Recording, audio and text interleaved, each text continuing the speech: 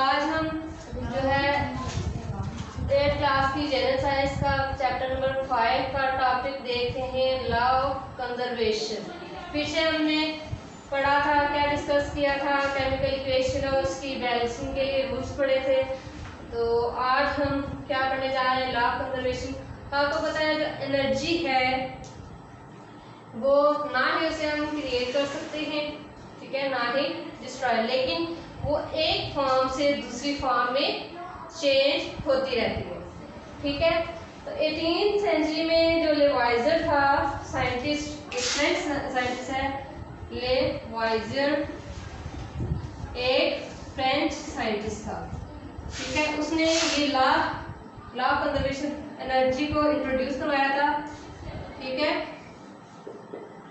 उसने कहा था कि जो एनर्जी है, ना ही जो है एनर्जी में चेंज आता रहता है, लेकिन टोटल जो मैस है रिएक्टर्स का, ये टोटल एनर्जी है, वो हमेशा ड्यूरिंग केमिकल रिएक्शन हमेशा सेम रहती है। उसकी जो है कोई वो डिस्ट्रॉय नहीं होती है, ना ही हम उसको क्रिएट कर सकते हैं। तो उसने प्रूव किया था एक्सपेरिमेंटली कि टोटल मैस है जो रिएक्टेंट का, वो इक्वल होता है to the total mass of products during a chemical reaction, ठीक है। कि जो टोटल मैस है, total mass of reactants is equal to total mass of products during a chemical reaction। ये किसने कहा था, किसने एक्सपेरिमेंटली प्रूव किया था? लेवाइजर ने, एक जो कि फ्रेंच साइंटिस्ट था, ठीक है। उसने एक लॉ दिया था जिसका नेम है law of conservation of mass. इसे हम क्या कहते हैं कि जो मैटर है can neither be created nor be destroyed. Matter को हम ना क्रिएट कर सकते हैं, ना ही डिस्ट्रॉय कर सकते हैं during a chemical reaction, but it may undergo change in the shape and composition. कि जो मैटर है, matter can neither be created nor be destroyed, but it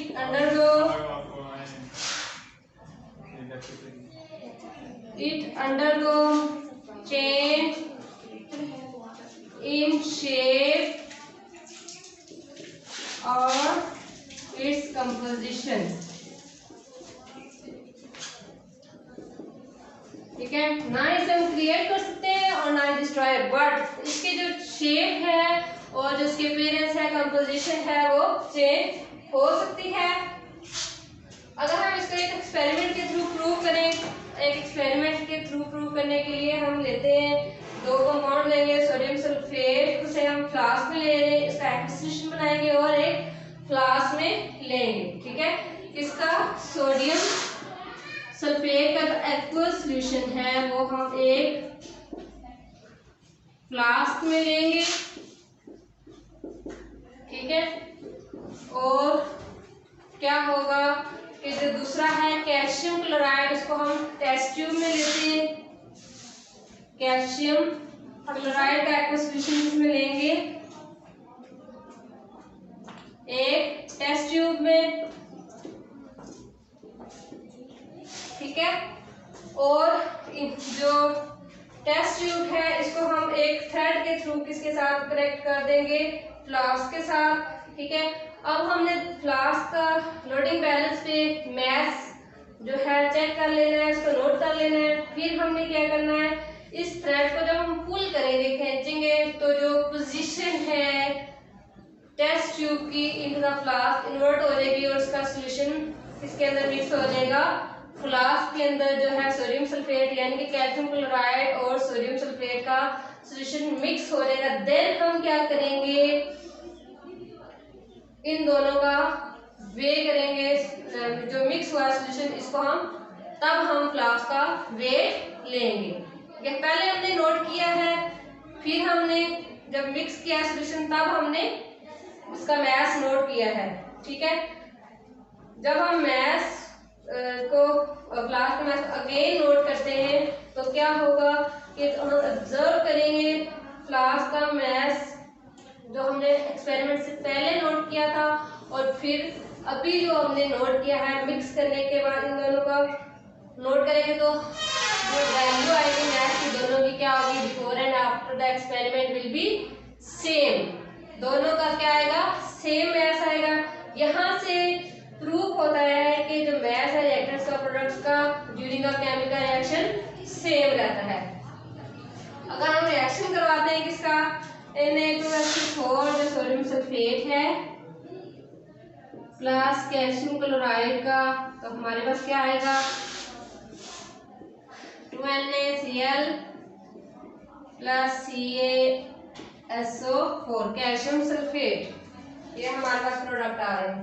तो यहाँ से law of conservation of mass that is the law of Lavoisier a French scientist is proved. ठीक है, आगे आते हैं टाइप्स ऑफ केमिकल रिएक्शंस। ठीक है, तो टाइप्स कौन कौन सी हैं केमिकल रिएक्शंस की, आपको पता है रिएक्शंस किस तरह के होते हैं, इनमें तो जो है एलिमेंट्स आपस में कंबाइन होते हैं और न्यू प्रोडक्ट बनता है। ये हमने केमिकल रिएक्शन में पढ़ा और साथ ये पढ़ा है कि जो एक कंपाउंड है ब्रेक डाउन होता है इसके इंडिविजुअल कंपोनेंट्स में, दैट आर एटम्स, आयन और मॉलिक्यूल्स। ठीक है, वो अपने इंडिविजुअल कॉन्स्टिट्यूएंट्स में चेंज हो जाता है। ठीक है, तो इस बेस पे अगर हम देखते हैं किस तरह के रिएक्शन हो सकते हैं तो कौन कौन से हैं, addition reactions and decomposition reactions. Addition reactions types of reaction में आते हैं addition reactions and decomposition reactions.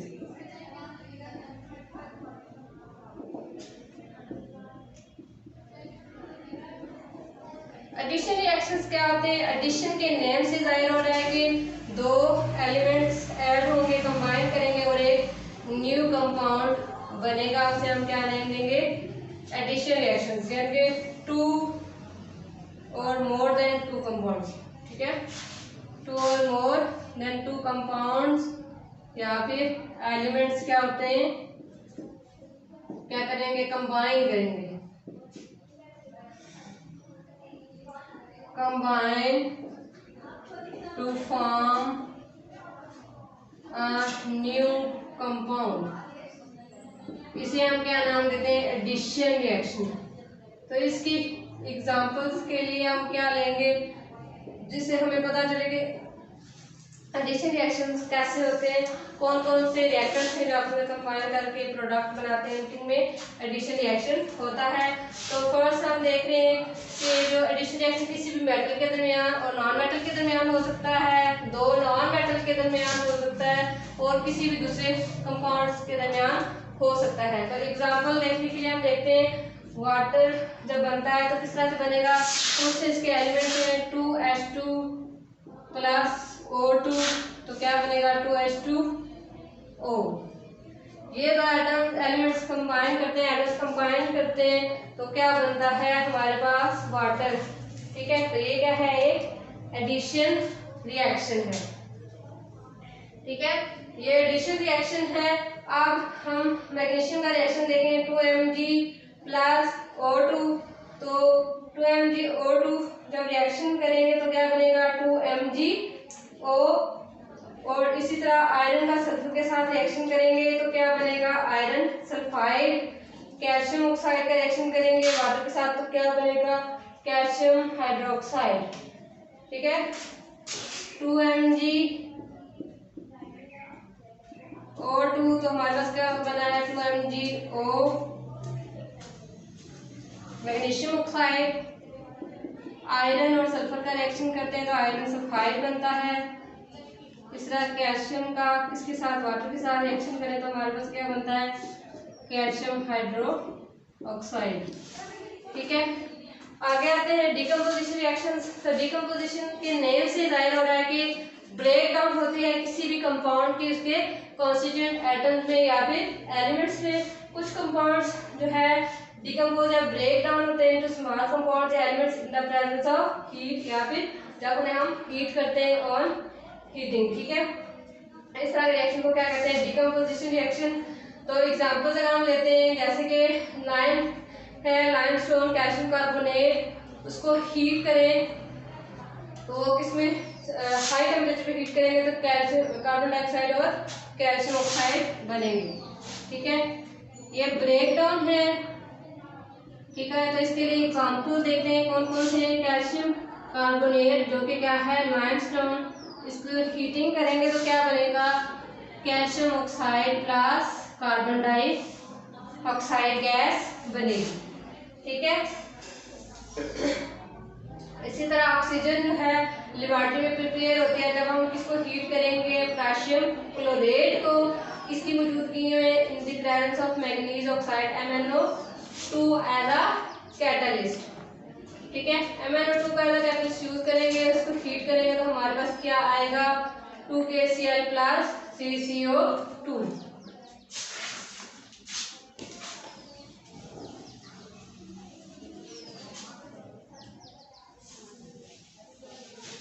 Potassium chloride को 2KClO3,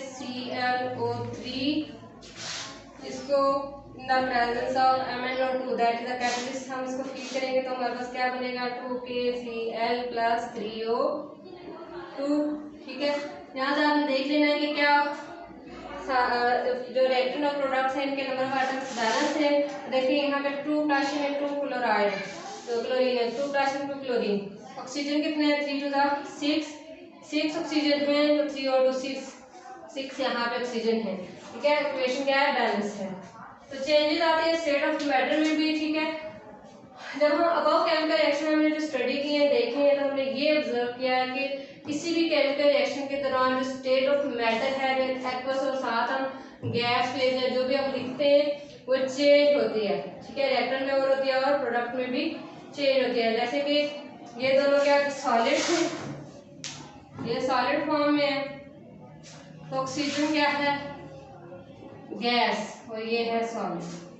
ठीक है, तो इसमें स्टेट इनकी क्या हुई है, चेंज हुई है। तो आपको पता है कितनी स्टेट्स हैं मैटर की, 4 स्टेट्स हैं, सॉलिड, लिक्विड, ठीक है, इसके अलावा गैसियस और दूसरी एक्वस फॉर्म्स या प्लाज्मा स्टेट जो होती है। ठीक है, ये क्या है, स्टेट्स ऑफ मैटर। नेक्स्ट हमारे पास टॉपिक है energy changes in chemical reaction, किस तरह की होती हैं, कौन कौन सी टाइप्स हैं और इनका हमारी डेली लाइफ में क्या यूज है, ये हम नेक्स्ट लेक्चर में पढ़ेंगे।